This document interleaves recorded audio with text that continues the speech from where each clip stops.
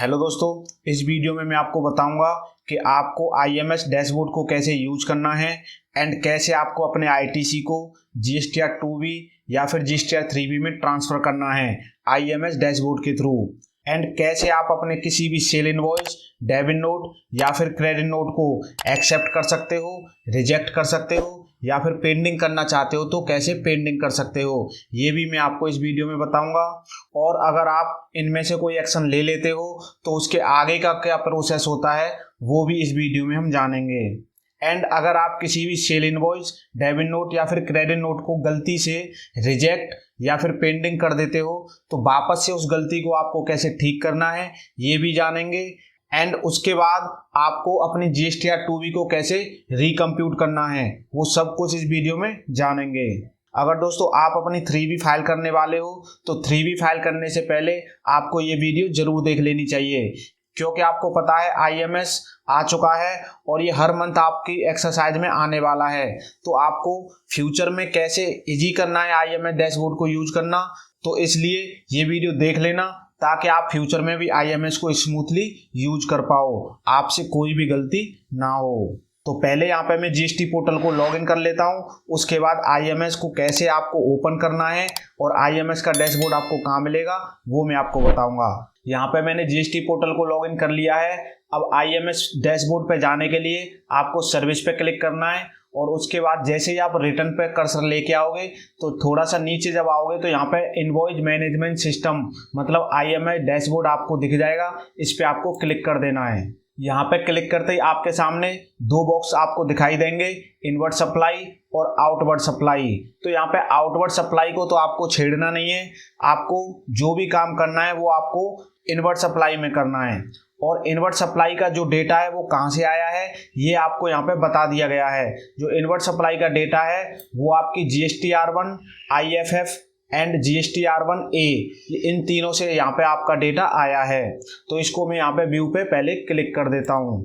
आपके सामने ये इन्फॉर्मेशन आएगी तो आपको इसको सिंपली क्या करना है, ओके कर देना है।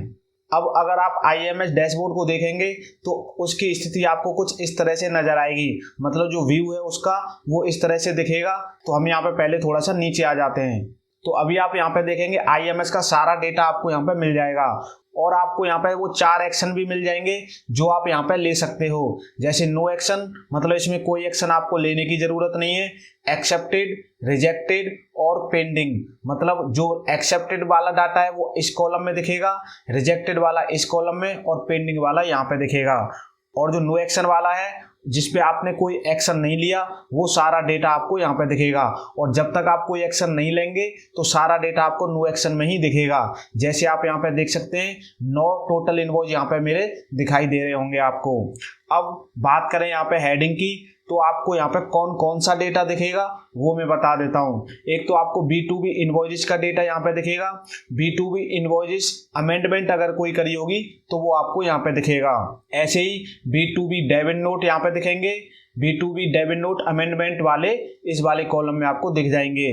सेम आपको B2B credit note, B2B credit note amendment इस वाले कॉलम में दिख जाएंगे। अब अगर बात करें ई कॉमर्स इनवॉइस की और ई कॉमर्स इनवॉइस अमेंडमेंट वाले, वो आपको यहाँ पे दिख जाएंगे।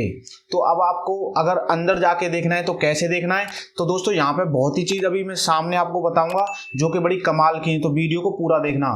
तो आपको अंदर अगर जाना है तो क्या करना होगा, इस वाले यहाँ पे आना है और इस पे क्लिक कर देना है। तो आपको यहाँ पे सारे इनवॉइस डिटेल वाइज दिख जाएंगे, जैसे जीएसटी नंबर, पार्टी का name, invoice number, invoice type क्या है, रेगुलर है जो भी है, और आपको यहाँ पे एक्सेप्ट करना है, रिजेक्ट करना है या पेंडिंग करना है वो टैब भी आपको यहाँ पे दिख जाएंगी।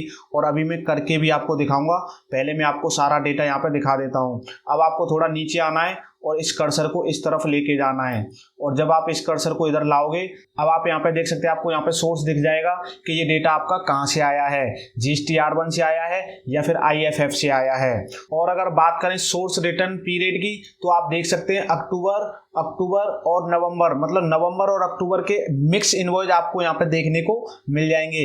लेकिन इस चीज़ से आपको घबराने की ज़रूरत नहीं है और ना ही चिंता करने की ज़रूरत है, क्योंकि जो IMS का डैशबोर्ड है इस पे आपका मंथ वाइज डेटा होता ही नहीं है। आप यहाँ पे देख सकते हैं आपको कोई मंथ कोई ईयर देखने को नहीं मिलेगी, क्योंकि यहाँ पे आपका सारा डेटा ऑल ओवर सारा डेटा रहेगा।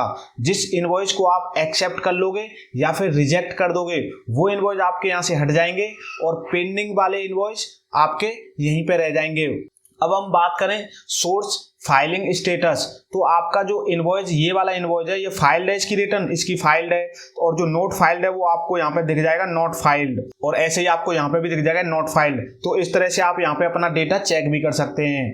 अब आप यहाँ पे देखेंगे invoice date, invoice value, place of supply, इस तरह से आप यहाँ पे देख सकते हैं। और थोड़ा सा इधर जाते हैं, आपको यहाँ पे टैक्सेबल अमाउंट, GST अमाउंट आपको सारे यहाँ पे देखने को मिल जाएंगे।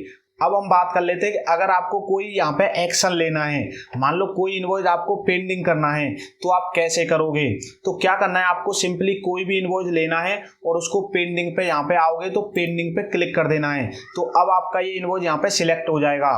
और आपको कोई एक इनवॉइस यहाँ पे रिजेक्ट करना है तो आप क्या करोगे, यहाँ पे रिजेक्ट पे क्लिक कर दोगे, पेंडिंग यहाँ पे सिलेक्ट हो गया और रिजेक्ट आपका यहाँ पे सिलेक्ट हो गया। अब आपको क्या करना है, नीचे आ जाना है और यहाँ पे सेव कर देना है, और यहाँ पे ये वार्निंग आएगी आपको कुछ नहीं करना है, इसको प्रोसीड कर देना है। तो जैसे ही प्रोसीड करेंगे तो action taken on to selected record saved successfully ये वाला मैसेज आएगा। अब आपको क्या करना है, प्रोसीड फिर से एक बार यहाँ पे कर देना है। अब आपको क्या करना है, बैक टू समरी पे आना है नीचे। अब आप यहाँ पे देख सकते हैं टोटल जो नो एक्शन में 9 इनवॉइस दिख रहे थे, अब वहां पे 7 इनवॉइस दिख रहे हैं, और एक मैंने यहाँ पे रिजेक्ट करा और एक इनवॉइस यहाँ पे पेंडिंग कर दिया। तो इस तरह से आपके यहाँ पे रिजेक्ट में चला गया और एक बिल यहाँ पे पेंडिंग में चला गया। अब आपको पता चलता है कि मेरे को तो यहाँ पे ये वाला बिल रिजेक्ट करना ही नहीं था, मैंने गलती से कर दिया, और आपको ये भी लगता है कि पेंडिंग वाला भी मेरे को पेंडिंग नहीं करना। तो जो मर्जी आपको एक यहाँ पे करना है या 2 करने, वो कैसे भी आपको करना है तो मैं आपको बता देता हूँ इनसे वापस कैसे आपको आना है। तो आपको क्या करना है कि आपको इस पे रिजेक्टेड पे जाना है और क्लिक कर देना है। तो अब आपके सामने जो रिजेक्ट करा था वो आपको यहाँ पे ओपन हो जाएगा। तो आप यहाँ पे इस तरह से सारी डिटेल इसकी चेक भी कर सकते हो अगर करना चाहते हो। तो चेक करने के बाद आपको क्या करना है, यहाँ पे एक इनवॉइस को सिलेक्ट कर लेना है जो इनवॉइस आपको रिजेक्ट में दिख रहा है। अब आपको क्या करना है, यहाँ पे रीसेट पे क्लिक कर देना है। तो जैसे ही आप रीसेट पे क्लिक करेंगे तो are you sure you want to reset the status of selected records, आपको क्या करना है, इसको प्रोसीड कर देना है। अब आपके सामने यहाँ पे सक्सेस का मैसेज आ जाएगा। अब आपको यहाँ पे क्लिक कर देना है। अब यहाँ से आपका जो रिजेक्ट इनवॉइस था वो हट जाएगा। अब बैक टू समरी पे जैसे ही आप आएंगे तो आप देख सकते हैं 7 की जगह यहाँ पे 8 इनवॉइस हो गए, और रिजेक्ट में जो इनवॉइस था आपका वो यहाँ पे 0 हो गया। ऐसे ही अगर आपको पेंडिंग के साथ करना है तो पेंडिंग पे क्लिक कर देना और यहाँ से इसको सिलेक्ट कर लेना। सिलेक्ट करने के बाद आपको इसको भी रीसेट कर देना है और प्रोसीड कर देना है। इसके लिए भी आपके सामने सक्सेस का मैसेज आ जाएगा, इसको प्रोसीड कर देना। यहाँ से भी आपका पेंडिंग वाला इनवॉइस हट चुका है। अब आपको बैक टू समरी पे क्लिक कर देना है। अब आप देखेंगे कि आपके रिजेक्ट और पेंडिंग से इनवॉइस हट गए, वापस से नो एक्शन में आ गए।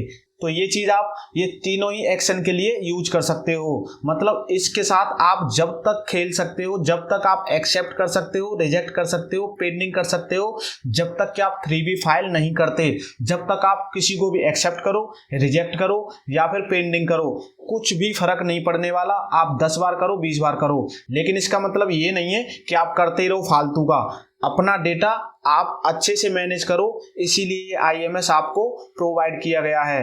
अब अगर मैं बात करूं कि कौन सा इनवॉइस आपको 2B में जाएगा और कौन सा इनवॉइस 3B में आप क्लेम कर सकते हो, तो देखो अगर आप कोई भी एक्शन यहाँ पे नहीं लेते, मान लो नो एक्शन में ही सारे इनवॉइस पड़े रहने देते हो, तो जो अक्टूबर मंथ के हैं, मतलब जो करंट पीरियड का डाटा है वो अक्टूबर मंथ का है, तो नो एक्शन अगर आप नहीं करते तो सिर्फ अक्टूबर मंथ के मतलब करंट मंथ का डेटा आपका 2B में ऑटोमेटिक चला जाएगा, आपकी 2B में चला जाएगा। और जैसे 2B में जाएगा तो उसको आप 3B में क्लेम कर सकते हो। और अगर आप इनवॉइस को रिजेक्ट कर देते हो, मान लो यहाँ पे टोटल 9 इनवॉइस हैं, उसमें से 2 इनवॉइस को आप यहाँ पे एक्सेप्ट कर देते हो और 7 को नो एक्शन में ही छोड़ देते हो, तो क्या होगा, तो एक्सेप्ट वाले इनवॉइस और नो एक्शन वाले इनवॉइस वो मेरे 2B में चले जाएंगे और उनका मैं 3B में क्लेम कर सकता हूँ। तो ये कंफ्यूजन आपकी दूर हो गई होगी। तो दोस्तों इस तरह से आप अपने इस डैशबोर्ड को यूज कर सकते हो। अब अगर मैं बात करूँ कंप्यूट GSTR 2B अक्टूबर मंथ की, मतलब अगर आपको रिकम्प्यूट करना है अपनी GSTR 2B को तो वो कैसे करेंगे, तो हम क्या करते हैं, नो एक्शन पे क्लिक करते हैं। अब आपको यहाँ पे क्या करना है कि अपने जो करंट मंथ का डेटा है उसको यहाँ पे आपको सारों को एक्सेप्ट करा देना है। जैसे अक्टूबर के यहाँ पे 3 इनवॉइस देखने को मिल जाएंगे जिनकी रिटर्न स्टेटस भी आपको फाइल्ड देखने को मिल जाएगी, यहाँ पे फाइल्ड, और जो नवंबर मंथ के उनकी यहाँ पे नोट फाइल्ड आपको देखने को मिल जाएगी। तो जो अक्टूबर के में यहाँ पे एक्सेप्ट, इसको भी एक्सेप्ट, इसको भी एक्सेप्ट, और 1 अक्टूबर का यहाँ पे इसको भी एक्सेप्ट करके यहाँ पे मैं सेव कर देता हूँ और इसको प्रोसीड कर देता हूँ।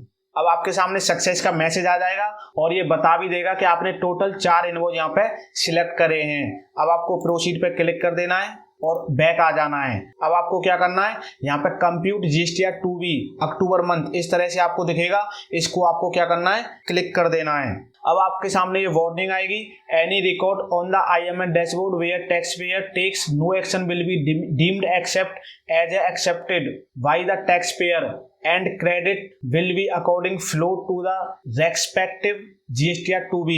मतलब इसका यही सीधा सा मतलब है कि अगर आप किसी इनवॉइस पे नो एक्शन लेते हो, मतलब कोई एक्शन नहीं लेते, तो वो आपका इनवॉइस डीम्ड एक्सेप्ट माना जाएगा। ठीक है जी। अब आपको क्या करना है, इसको एग्री एंड कंटिन्यू पे क्लिक कर देना है। अब आप देखेंगे यहाँ पे आपके टोटल 4 इनवॉइस एक्सेप्ट हो गए और ये इनवॉइस आपके चले गए GSTR 2B में। आप देख सकते हैं recompute GSTR 2B has been received, मतलब आपके ये चारों इनवॉइस आपके उसमें चले गए GSTR 2B में। और यहाँ पे नो एक्शन में जो इनवॉइस बचे हैं वो नवंबर मंथ के हैं, तो नवंबर मंथ का अक्टूबर मंथ में कोई भी इनवॉइस 2B में नहीं जाएगा, तो इसकी भी टेंशन मत लेना, ये इनवॉइस आपके यहीं पे पड़े रहेंगे। ठीक है जी। अब आपको क्या करना है, बैक टू द डैशबोर्ड इस पे आप क्लिक कर देना है। अब आपको जाना है सर्विस पे, यहाँ पे रिटर्न पे, और यहाँ से रिटर्न डैशबोर्ड पे। अब आपको यहाँ पे मंथ सिलेक्ट कर लेना अपना अक्टूबर और सर्च पे क्लिक कर देना है। अब अगर आप यहाँ पे GSTR 2B को देखेंगे तो यहाँ पे auto drafted ITC statement of the month, मतलब ये जो 2B है वो ड्राफ्टेड 2B जनरेट होता है, अब आपका फाइनल 2B जनरेट नहीं होगा। अब आपको क्या करना है, इस पे व्यू पे क्लिक करना है और यहाँ पे अगर मैं आपको दिखाऊं तो टोटल कितने इनवॉइस है, यहाँ पे टोटल 4 इनवॉइस आपको देखने को मिल जाएंगे।